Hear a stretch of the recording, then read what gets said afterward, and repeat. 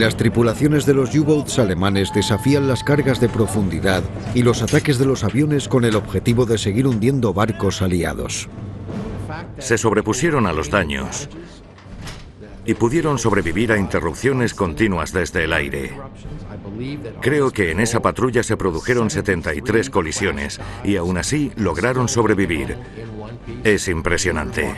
Pero a principios de 1944, un nuevo grupo cazasubmarinos llamado Hunter Killer salen en busca de los U-Boats. El U-515 se enfrenta a la prueba definitiva.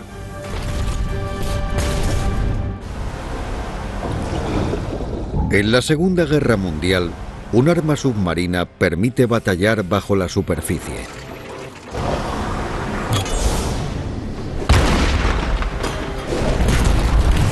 Con astucia, fuerza y tenacidad, sus enemigos contraatacan. Es una apuesta desesperada, revolucionaria y en ocasiones primitiva para cambiar el curso de la guerra. Sus historias son leyendas. Segunda Guerra Mundial, Infierno bajo el mar 2. Persecución implacable. 18 de noviembre de 1943, el U-Boat nazi U-515 detecta un enorme convoy aliado cerca de la costa de Portugal. 12 escoltas protegen a 66 barcos, incluyendo 11 buques de desembarco de tanques que participarán en Normandía. El gran almirante Karl Dönitz ha enviado 26 submarinos para encontrar el convoy. La inteligencia alemana había detectado el convoy por su tamaño. Y Dönitz decidió esforzarse para intentar interceptarlo. El comandante de U-Boats, Werner Henke, debe compartir la localización de los barcos con el resto de los submarinos. Ordena emerger su U-Boat a 20 kilómetros de distancia para transmitir el mensaje. Pero un avión aliado les ataca, obligándoles a sumergirse de nuevo.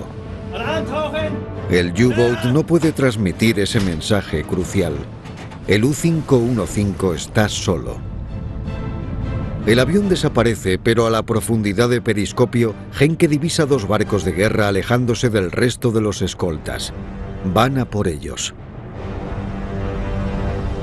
Es la 5ª patrulla de guerra de Henke.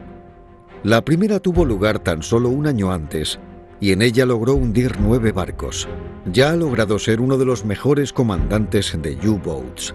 Sus logros son impresionantes, teniendo en cuenta que los submarinos alemanes luchan contra la superioridad aérea y de radares de los aliados y que se han visto obligados a retirarse a las principales rutas de convoyes del Atlántico. El éxito de Henke le hace famoso. Se le nombra en una transmisión propagandística aliada en marzo de 1943. Acusaban a Werner Henke del asesinato de los supervivientes del transatlántico británico Ceramic. La reputación de Henke no es mejor en su país. Era un intruso en la Armada alemana, en un mundo que valora la discreción, la reflexión y la autodisciplina. Werner Henke representaba todo lo contrario. Hasta su propia tripulación le critica a veces. Les mantiene a bordo del U-515 cuando muchos de los contramaestres podrían ascender y optar a cargos más importantes en otros U-Boats. Pero Henke tiene un aliado muy importante, Dönitz. Dönitz quería un rebelde y estaba dispuesto a hacer excepciones por Henke cuando veía el gran éxito que tenía. Henke lidera a sus hombres para enfrentarse ellos solos a 2 buques de guerra enemigos. Los barcos tienen una velocidad máxima de 37 kilómetros por hora, por lo que Henke no puede superarlos. Su única forma de sobrevivir es atacarlos. Henke se prepara para lanzar una de las armas más nuevas de la Kriegsmarine, el torpedo acústico T-5. Era tecnología de vanguardia para la época. Habían fabricado una especie de dispositivo de guiado acústico. Tras lanzar el torpedo, este se fue directo a la fuente que más ruido hacía, es decir, la hélice de uno de los barcos. Pero el torpedo falla. Los barcos continúan su ataque y se acercan al U-515. Aunque el sonar les ayuda a detectar U-boats sumergidos, no es un sistema perfecto. Los barcos no pueden detectar su objetivo si viajan a máxima velocidad, y cuando disminuyen su velocidad para afinar la búsqueda se enfrentan a otro problema. Cuando atacas, pierdes el contacto antes de lanzar tus cargas de profundidad por la popa. Henke sigue decidido. Quiere emerger y enviar el mensaje al cuartel general. Cuando las cargas de profundidad de los barcos fallan, decide volver a la profundidad de periscopio. Es un error. El periscopio es el principal sensor del submarino y lo que te permite ver fuera de él. Pero si lo levantas te vuelves vulnerable. Es como decir, estoy aquí, venid y atacadme. Pero tras ver a su enemigo, Henke ordena a sus hombres lanzar otro torpedo. ¡Los! En la superficie, el teniente comandante Robert Bristow ordena al HMS Chanticleer cargar contra la posición en la que han visto el periscopio por última vez, a casi 2 kilómetros de distancia. Indica a sus hombres que preparen 10 cargas de profundidad. La tripulación lanza las 2 primeras. Poco después, el torpedo de Henke da en el blanco.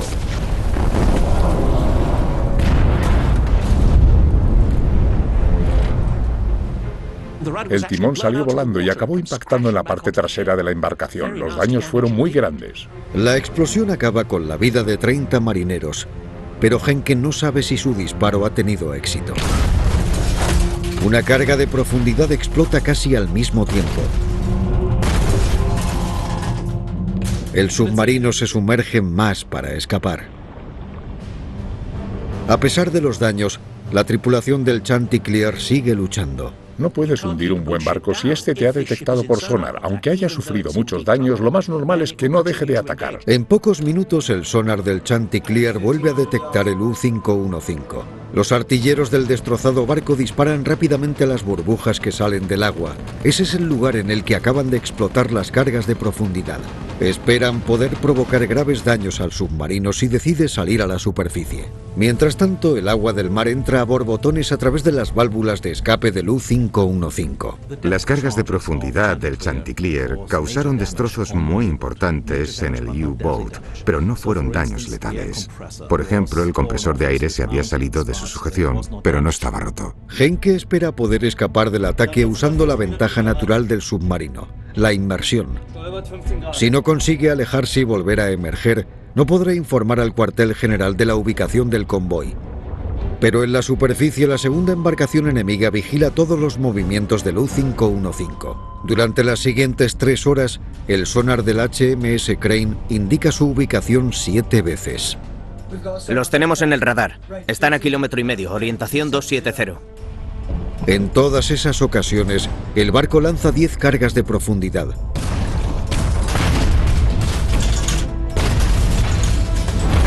Con cada ataque, los hombres de Henke tapan desesperadamente las fugas y reparan lo esencial.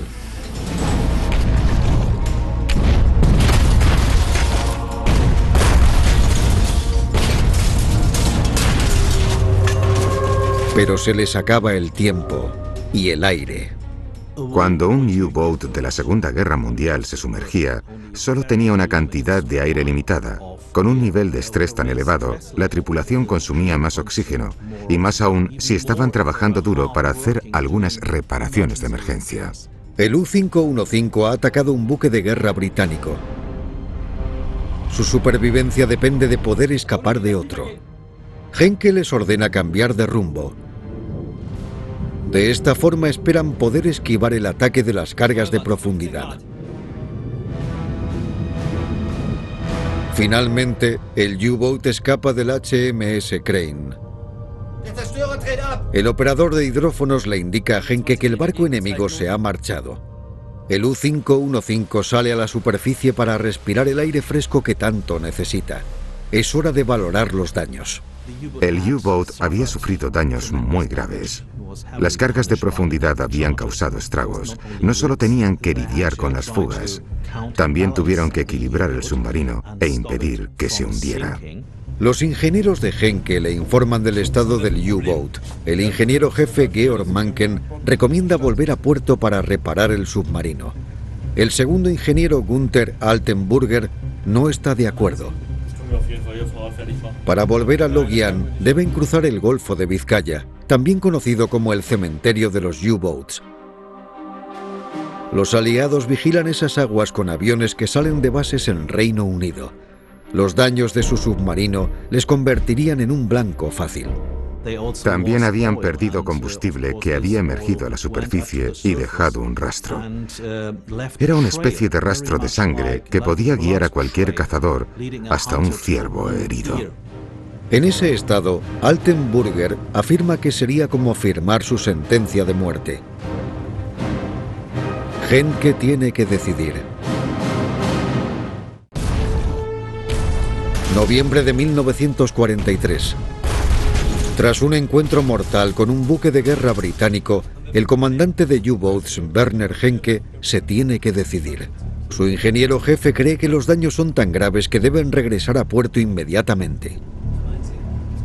El segundo ingeniero, Gunther Altenburger, recomienda arreglar los daños y las fugas más importantes antes de realizar el largo viaje a casa. Henke decide seguir la recomendación del segundo ingeniero.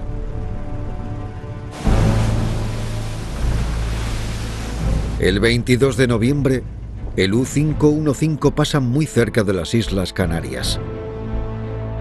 Escondidos en esas aguas, la tripulación repara el U-Boat lo mejor que puede. Gracias sobre todo al excepcional trabajo de Altenburger, el U-515 vuelve a estar operativo en tan solo 2 días. Obviamente, cada U-Boat puede soportar un límite máximo de daños. El ingeniero estaba preocupado y no quería sufrir más daños para poder volver sanos y salvos a la base. A pesar de la recomendación, Henke no puede evitar la tentación de atacar barcos enemigos. Logran hundir 2 cargueros británicos y un barco a motor en la costa occidental de África antes de dirigirse finalmente a puerto. El U-Boat era prácticamente un esqueleto flotante. Lo único que podían hacer era intentar volver a casa. Les cuesta hasta mantenerlo encendido. Los ataques también han dañado las baterías y apenas conservan la carga.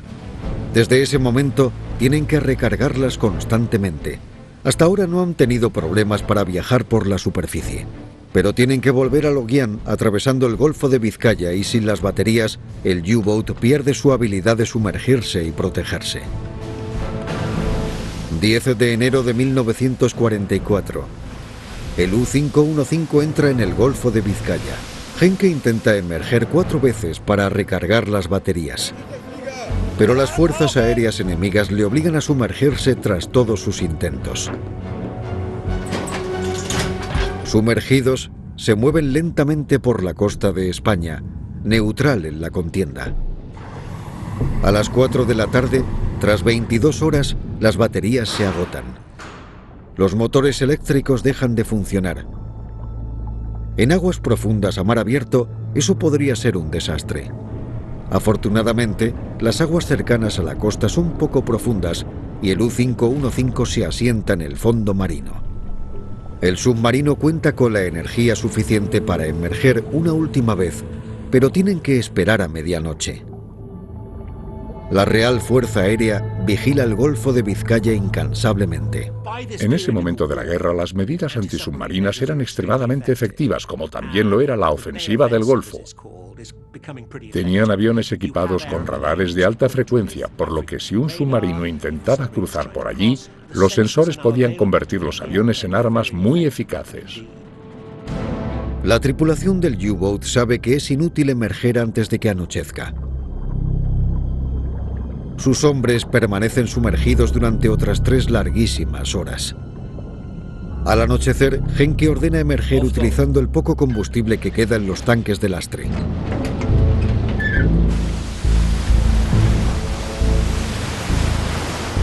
Los motores diésel se encienden con un rugido. Si algún avión de patrulla los detecta, tendrían un gran problema. Quizá no puedan sumergirse y volver a emerger. Pero tienen suerte. El cielo está despejado y no hay aviones enemigos. Henke intenta correr el menor riesgo posible al volver a la base, recorriendo la costa de España, porque España era un país neutral. Después intentaría recorrer el mínimo trayecto posible en mar abierto para volver con seguridad a Logian. En la mañana del 14 de enero, los aliviados vigías del U-515 divisan 2 dragaminas alemanas.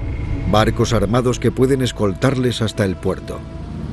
Cuando están a punto de cruzar la línea de meta, 2 cazabombarderos británicos salen de la nada y comienzan a atacar. Pero el U-515 no se va a rendir tan cerca de casa.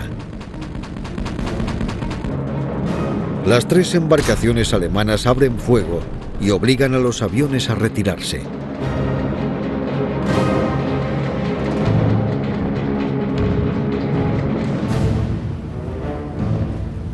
Finalmente, el U-515 llega a Logian a las 6 de la tarde. El logro más notable de la quinta patrulla de Henke no fue la cantidad de barcos que hundió. Había tenido más éxito en sus patrullas anteriores. Su mayor logro fue volver con vida a la base con un submarino tan dañado. Eso demostraba su capacidad como comandante y obviamente la calidad de su tripulación. En ese punto de la guerra fue algo increíble. El 30 de marzo de 1944, 11 semanas después, un reforzado U-515 sale de Logian. Ese mismo día, los aliados lanzan un grupo cazasubmarinos desde Casablanca, a unos 1.600 kilómetros de distancia. Lo llaman el Grupo Hunter Killer. Se trata de una combinación de destructores, buques de escolta, portaaviones y aviones. Es algo inédito en esta guerra. El Grupo Hunter Killer es el resultado de los éxitos de los aliados y de la mejora de la producción en sus fábricas.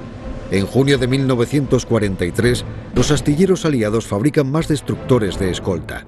El dominio alemán en el Atlántico disminuye y muchos barcos ya no necesitan escoltar los convoyes. Esos barcos liberados se unen a los portaaviones de escolta en una campaña especial para evitar el renacimiento de los U-boats alemanes. El grupo Hunter Killer tenía que encontrar los submarinos nazis aunque no supieran exactamente dónde estaban. Esa era la primera misión. La segunda consistía en tener los recursos suficientes para acabar con ellos. El grupo estadounidense 2112 está formado por el portaaviones de escolta USS Guadalcanal, que transporta unos 23 aviones Avenger y Wildcat y 4 destructores de escolta. Teniendo un portaaviones de escolta en un convoy o cerca de un ataque, los aviones están donde se les necesita. De repente, en vez de tener una base aérea a 2.500 kilómetros de distancia, la tienes a 80. Eso supuso una gran diferencia. Eran aeropuertos móviles. Esa es la gran ventaja de los portaaviones. Todos están bajo las órdenes del capitán de la Marina estadounidense, Daniel Gallery. Gallery nació y creció en Chicago, Illinois. En 1942 dirigió la base de la Flota Naval y Aérea estadounidense en Reykjavik, Islandia. Allí recibió la Estrella de Bronce por sus excelentes operaciones de combate contra los U-boats. En 1943, la Marina estadounidense le pone al mando de su propio grupo cazasubmarinos a bordo del portaaviones de escolta USS Guadalcanal. El capitán Gallery era aviador, era creativo y quería ver lo que podía llegar a hacer con esa embarcación. Era un buen capitán y un buen profesional. Pero su primera patrulla fue complicada. La primera patrulla del USS Guadalcanal fue un poco desastrosa. Se quedaron sin un avión porque el piloto se acabó perdiendo. Un avión sufrió un accidente al aterrizar en la cubierta y eso provocó que los demás aviones no pudieran aterrizar en ella. Gallery ordenó que el par de aviones que le quedaban aterrizara. Las tripulaciones se salvaron, pero los aviones no. Al final de la patrulla, de los 21 aviones operativos con los que empezaron, solo funcionaban 6. Gallery estaba preparado para sufrir bajas materiales, pero al final fueron más importantes de lo que nadie esperaba. Dispuestos a que esa costosa lección sirva para algo, Gallery y su tripulación están listos para volver al Atlántico. A miles de kilómetros de distancia, el U-515 escapa del letal Golfo de Vizcaya ileso y se adentra en mar abierto. Reciben la orden de volver a la costa occidental de África para hundir embarcaciones aliadas. La misión no había cambiado para Henke. Tenía que hundir los máximos barcos posibles. 8 de abril de 1944. La expectación a bordo del USS Guadalcanal es máxima. Las condiciones son perfectas para realizar un experimento. Hasta ahora no han intentado aterrizar de noche en ningún portaaviones, pero si lograran hacerlo, eso supondría una gran ventaja para los aliados. Gallery está dispuesto a intentarlo. Le interesaban mucho las operaciones de noche. Una vez que ya has conseguido despegar, los vuelos nocturnos son relativamente seguros. El problema es intentar aterrizar, ya que además quieres hacerlo en una cubierta pequeña. No hay mucha luz, pues de lo contrario, revelarías tu posición al enemigo. Y además estás en el océano Atlántico, que hace que tu barco se mueva. A las 6 de la tarde, 4 aviones Avenger despegan de la cubierta del USS Guadalcanal.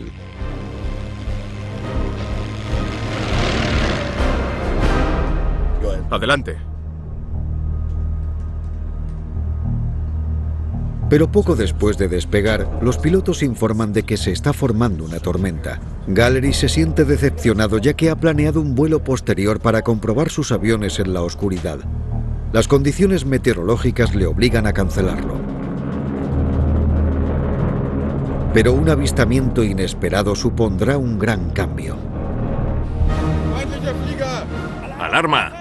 ¡Alarma! Uno de los cazadores de Gallery ha divisado el U-515.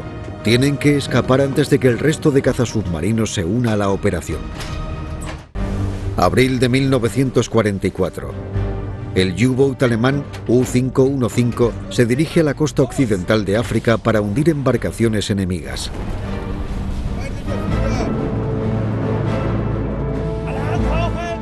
En esas aguas no suele haber aviones aliados que despeguen desde tierra, especialmente por la noche. Un Avenger ha despegado desde la cubierta del portaaviones de un nuevo grupo de cazasubmarinos. El comandante del grupo ha iniciado un experimento con vuelos nocturnos. Señor, han divisado un U-Boat. De acuerdo. Entre tanta confusión, la información del avistamiento no llega a oídos del capitán Daniel Gallery. Los Avenger vuelven al USS Guadalcanal.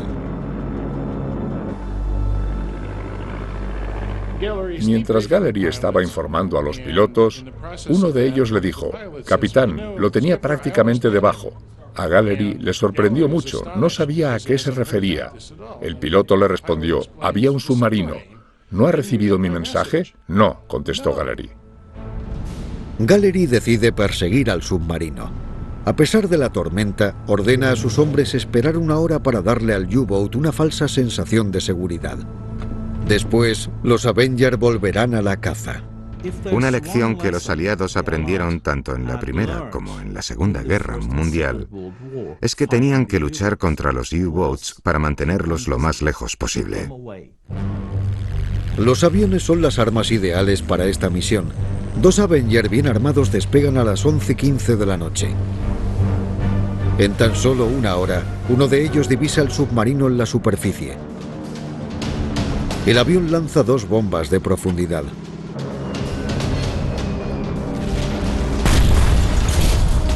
Aún en la superficie, la tripulación del U-515 vuelve a disparar los cañones de cubierta.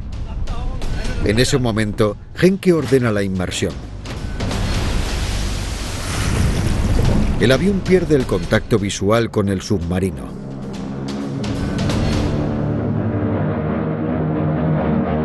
A pesar de que les han vuelto a localizar, Henke rechaza la sugerencia de alejarse de sus perseguidores cambiando de rumbo. No sabe que los aviones proceden de una embarcación cercana. Él pensaba que si no se producía ningún contacto a través de los hidrófonos, estaba a salvo. Eso significaba que el peligro no era inminente, pero se equivocaba. El experimento de vuelo nocturno de Gallery ya ha sido un éxito, pues han divisado 2 submarinos en un breve espacio de tiempo. Está deseando poner a prueba el resto del grupo cazasubmarinos. 9 de abril de 1944, domingo de resurrección. Una vez más, las baterías del submarino se están agotando. El submarino de Henke tenía que salir a la superficie, lo quisiera o no, porque con la carga mínima que tenían las baterías, no podían hacer nada. No podían sumergirse. y no podían escapar de ningún peligro. Llevan horas sin saber de sus perseguidores. Henke decide salir a la superficie.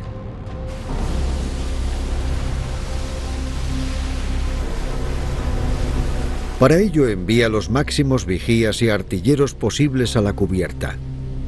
El cielo parece despejado, pero solo durante 45 minutos.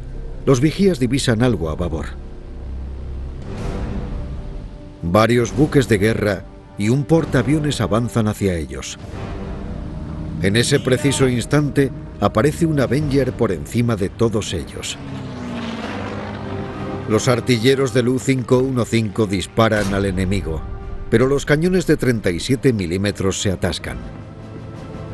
Afortunadamente, los cañones dobles de 20 milímetros siguen funcionando. El piloto del Avenger lanza varias bombas de profundidad, pero el contraataque del U-515 le obliga a retroceder. Gracias a los artilleros, las bombas caen lejos del submarino. Henke ordena realizar inmediatamente una inmersión de emergencia.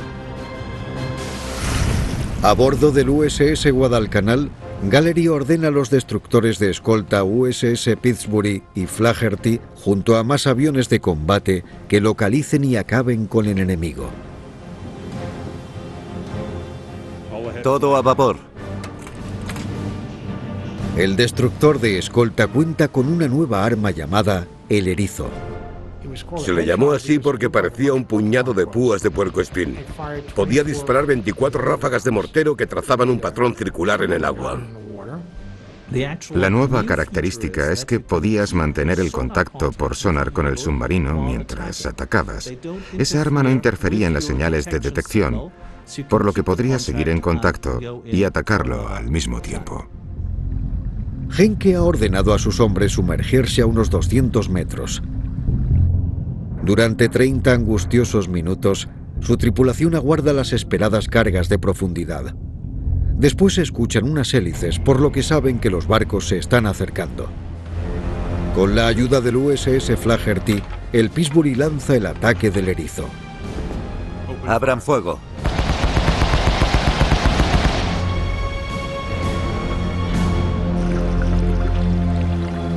La primera serie cae al agua y explota.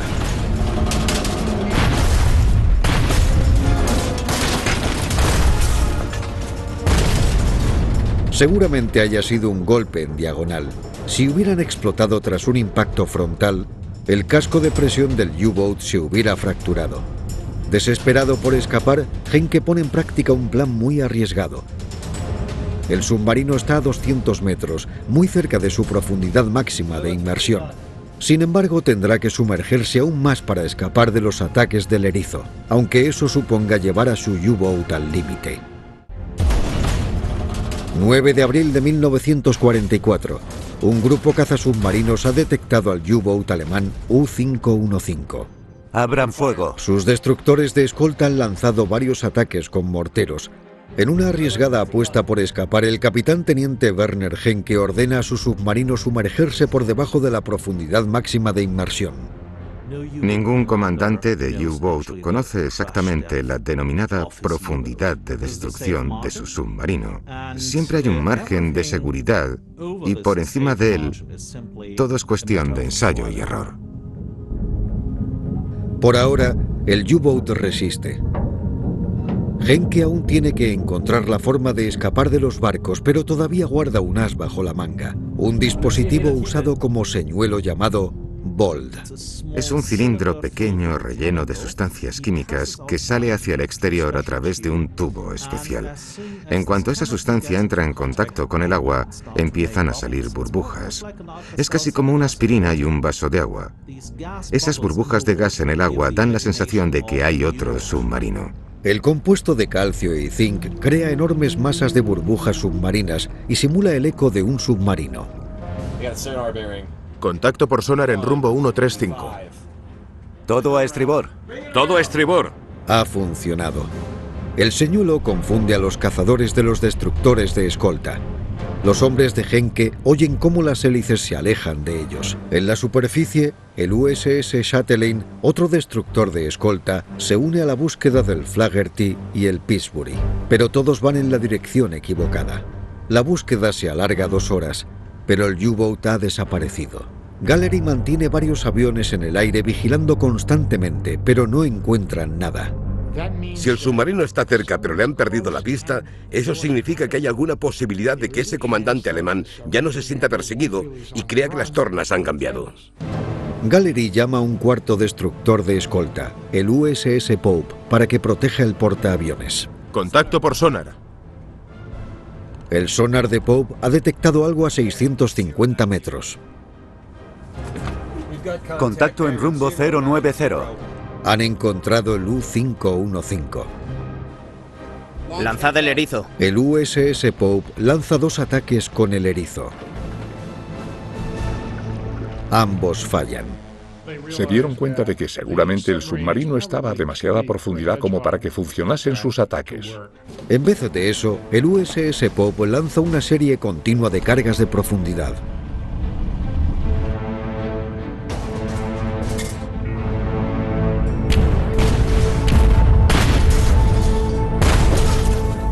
Una de las explosiones de las cargas de profundidad provocó una fuga en el submarino. El problema fue que a causa de la gran profundidad a la que estaba, la presión del agua era enorme y esta empezó a entrar sin parar. En un espacio muy breve de tiempo, entró una gran cantidad de agua y el submarino se desestabilizó. Para recuperar el equilibrio, reparten el agua internamente de forma homogénea de un tanque a otro. Mientras tanto, en la superficie, el USS Pope disminuye su velocidad a 18 km por hora para descubrir dónde se esconde su presa. El USS Pope se prepara para lanzar una nueva serie de cargas de profundidad a corta distancia.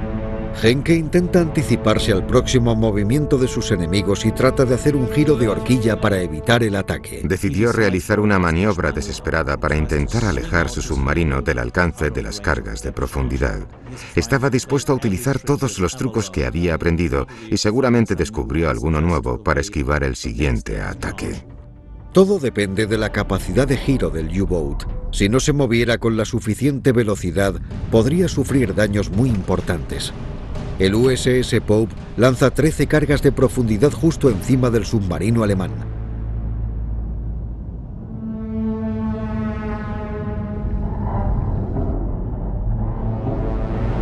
El U-Boat se ha movido lo suficiente como para que las cargas de profundidad golpeen en la cubierta de popa y salgan disparadas antes de detonar.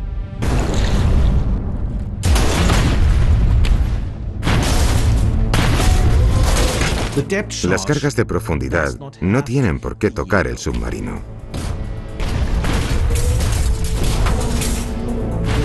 La onda sísmica provocada por la explosión rompió uno de los tanques de lastre y algunas tuberías.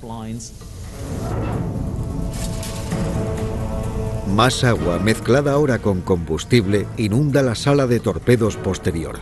El peso del agua hunde la popa del U-Boat en un ángulo de unos 20 grados. Altenburger trabaja frenéticamente para tapar las fugas mientras el resto de hombres corren hacia la proa para lograr que el submarino recupere el equilibrio gracias a su peso. En la superficie, el capitán del USS Pope vigila constantemente en espera de algún signo que le indique que el submarino se ha hundido. El USS Chatelain llega para ayudarles en el ataque. Dentro del U-515, un agotado Altenburger ha logrado tapar las fugas más importantes, pero advierte a Henke de que el U-515 no puede soportar más daños. Lanzad las cargas de profundidad. Pero el USS Pope lanza otras 3 series de cargas de profundidad.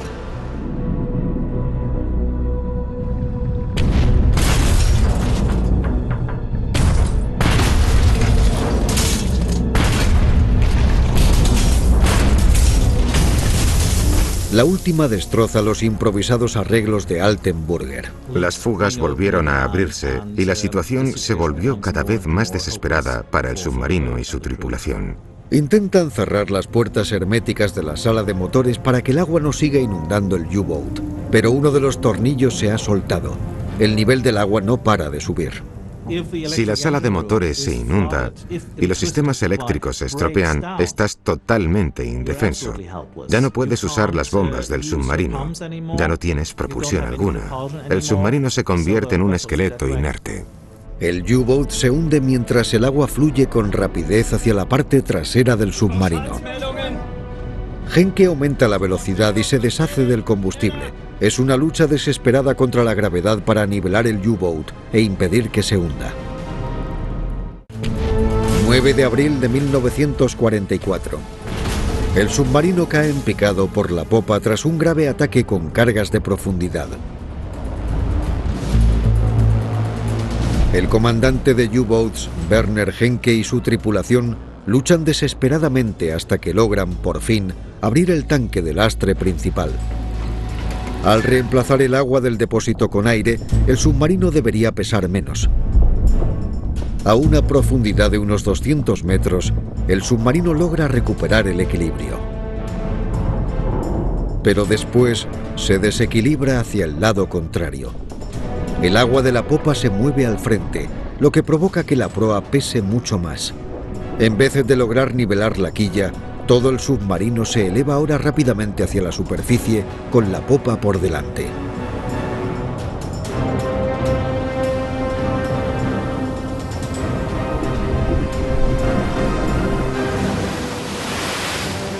En la superficie, los estadounidenses aún no se han marchado. Mientras el U-515 ascendía rápidamente, el Pope perdió el contacto con él por sonar. Pero el operador del sonar del USS Chatelaine sí pudo mantener el contacto todo el tiempo. Puente de mando, contacto confirmado con el U-Boat. Su comandante ordena un ataque con cargas de profundidad. De repente, el U-Boat sale a la superficie en un ángulo muy pronunciado. Está fuera de control.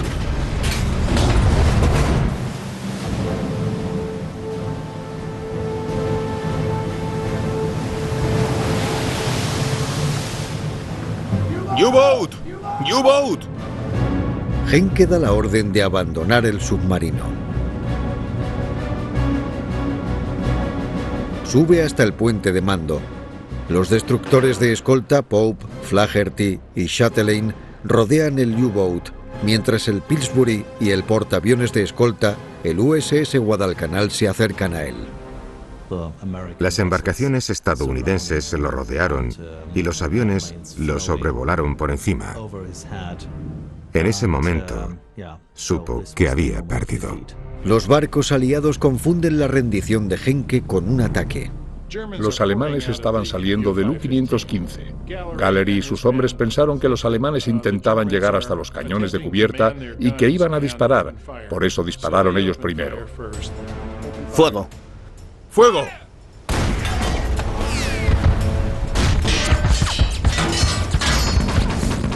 ¡Fuego!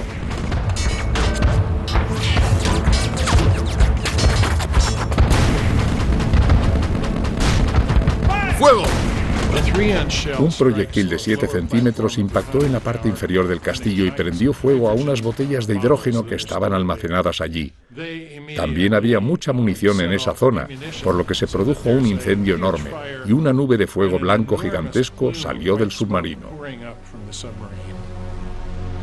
Los Avengers lanzan sus cohetes sobre el submarino.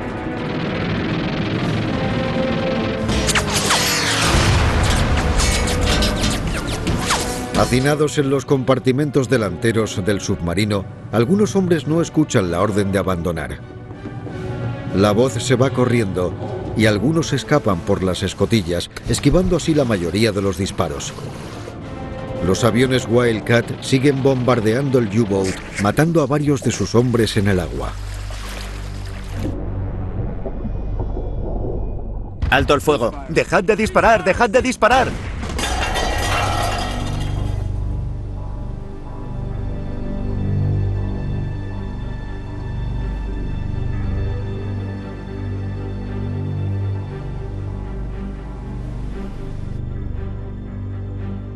Después del hundimiento del U-515, el Chatelain rescató a Henke y ese mismo día le trasladaron a Guadalcanal.